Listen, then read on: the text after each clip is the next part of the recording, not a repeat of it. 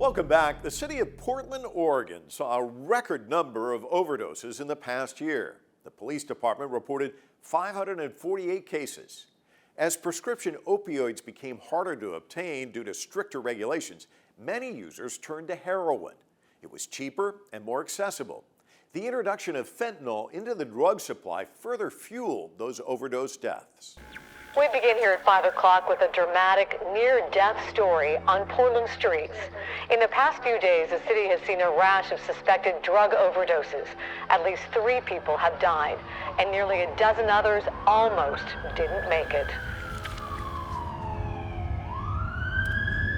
It's just past 10 in the morning when the first emergency call comes in. Another overdose. Portland, Oregon is an epicenter of the deepening opioid crisis in the United States, where a drug user dies every 11 minutes. Hey, bud. Hey, bud. Hey, wake up for us. This quick response unit was formed to help out fire and rescue crews that have been run ragged by overdose calls that come around the clock.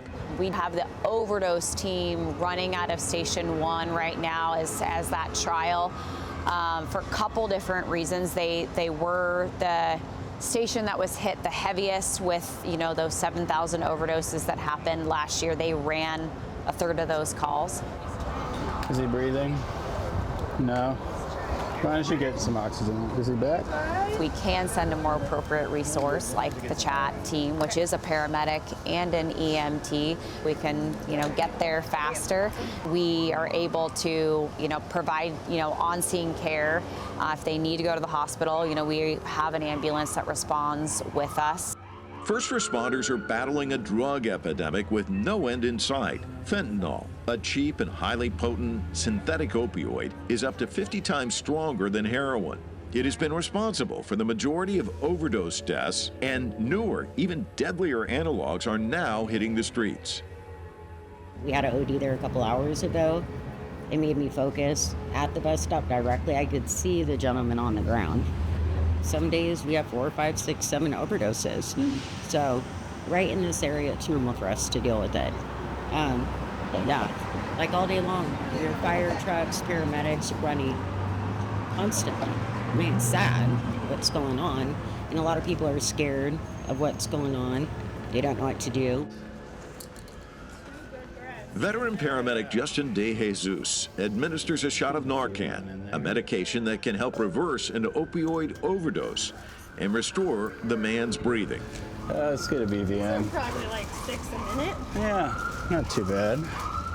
What happens is when you come upon someone who's actually overdosed and stopped breathing, they look like they're dead because essentially they're dying.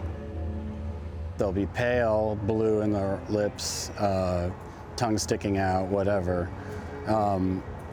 We administer the Narcan, we assist their breathing to bring them back. Their color usually comes back when we assist the breathing.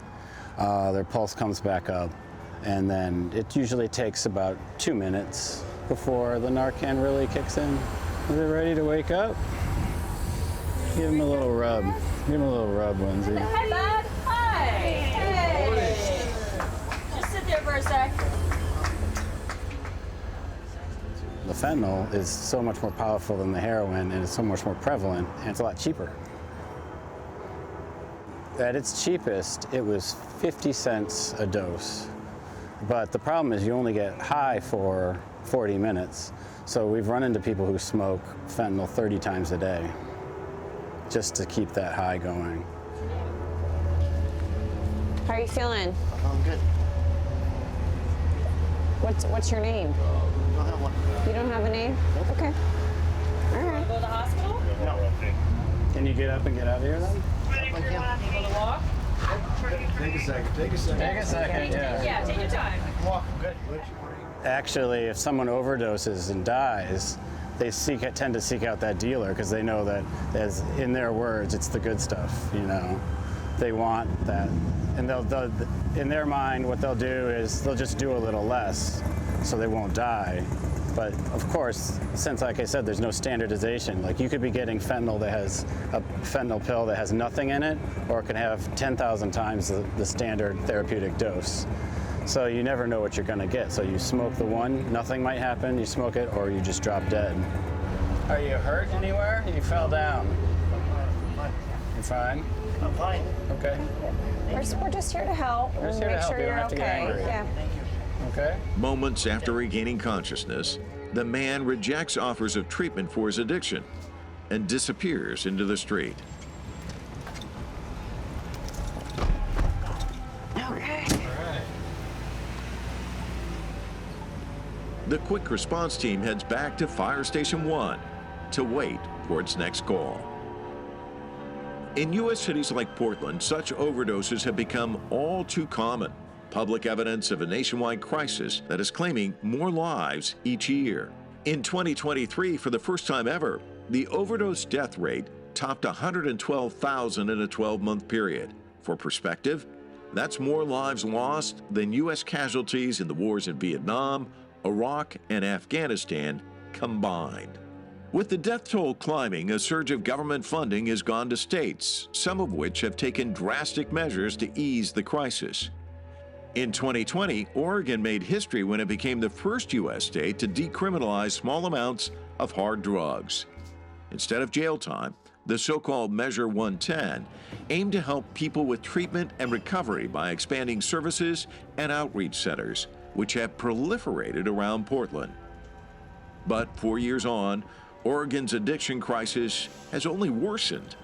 Saddled with the highest rate of chronic homelessness in the United States, nearly 1 of every 5 residents struggles with addiction. Open-air drug use is rampant, and fentanyl-related overdoses have climbed steadily. The state, the county, and city declare a fentanyl state of emergency. Earlier this year, mounting public pressure led to the repeal of Measure 110. Because times of crisis call for focused action and strategic coordination. We're up against a rising tide of fentanyl-related addiction and deaths that are unlike anything that we've seen before. Critics of the measure insist it was stoking the addiction crisis.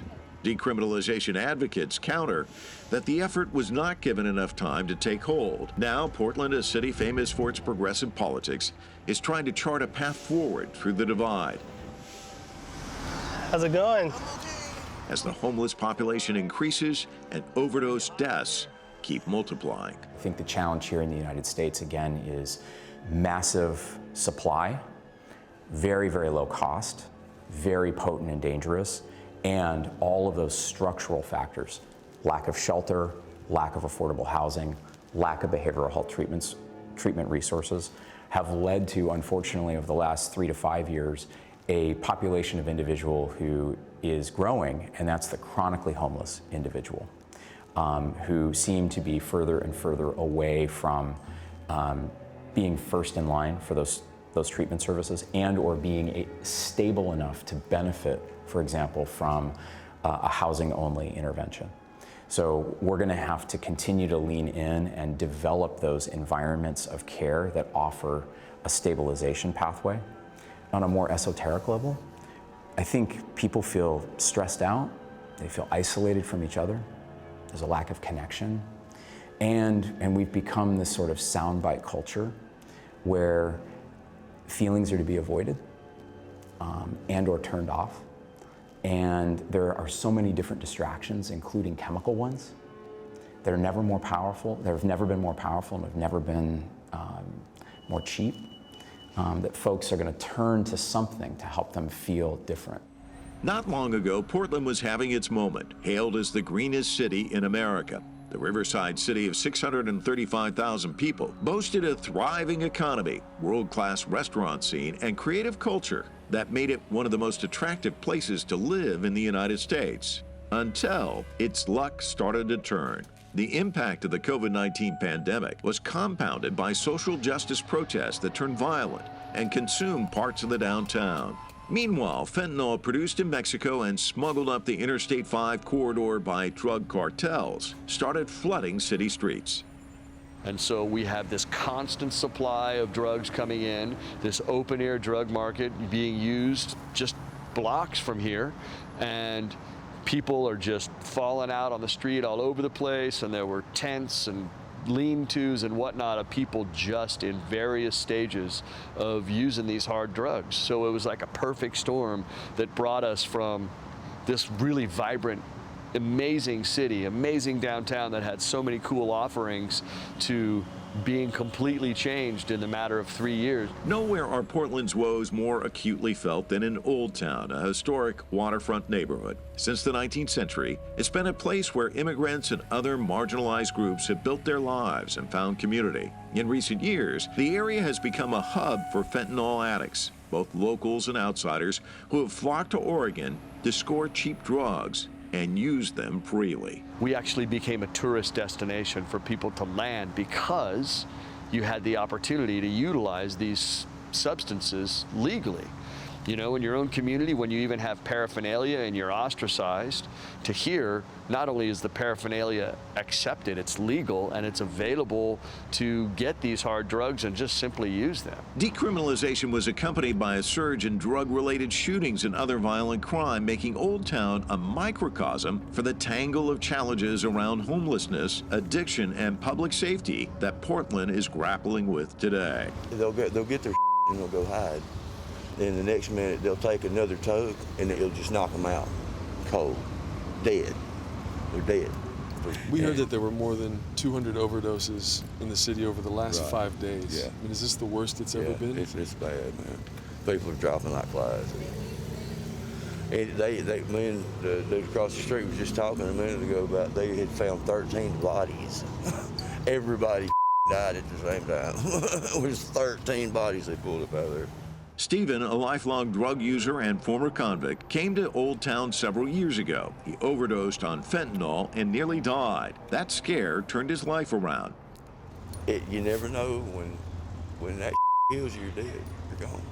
The only reason I'm alive right now is because I had two of them youngsters watching me while I did it. And luckily they know how to do CPR. Because if it wasn't for them two, I'd be dead right now. And then I seen all these people, you know, coming up dying and shit all over the place. You know, this fentanyl is just killing people, dude. It's just left and right, you know? So of the people living out on the streets around here, what percentage would you say are using fentanyl? 75%. I'd say so. Yeah, I'd go as high as 75%. Knowing that it could kill them at any moment? Yeah. And it's stupid. It's the dumbest decision anybody could ever make. Drug users in downtown Portland are overdosing at an alarming rate, and many are dying. Open-air drug use is common in parts of Portland, especially downtown. But what we don't see is toll that overdoses are taking on our first responders and emergency resources.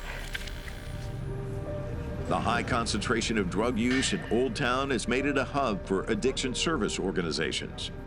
On a corner near the old bus station, the nonprofit Behavioral Health and Research Center offers free coffee and tickets for outreach support at their downtown center. Oh yeah, do you know if it's the clothing day there? Yesterday was, yeah. But if you have an emergency, you just let somebody know. They can get you like an article, like pants or a shirt or something. This is like the center of where everybody's at. We hand out tickets that are coordinated to a specific time where people can come into our day center, where they can take showers, do laundry, get access to services if they're interested, referrals for housing and shelter, things like that. Have you all had any more coffee? Not for another 45 minutes. We just started another pot. All right. A lot of people just come for the coffee. It's a pretty popular down here. My script is hey, you can get in, take a shower, do laundry, get connected to services if you're interested in that, you know. They kind of have to meet me at that point halfway in that conversation, you know. If it's something, a lot of people don't want that help, you know. But when somebody comes to me and says they do, then we jump on it. Like, I have an amazing team of guys that I work with, and that it's a warm handoff to them. You know, hey, I got a guy, I'll make a phone call to one of my managers and say, hey, I got a guy who's interested in detox. And then we take him, get him to the center, and then that's where my team takes over. And you've been doing this every day. I mean, why do you come out here? What drives you? Because the need is great. Like, there's people need help out here. And a lot of them don't know how to ask for it, you know. Just the need is great, and I have to give back. Like, I come from the streets myself, and just want to be part of the solution.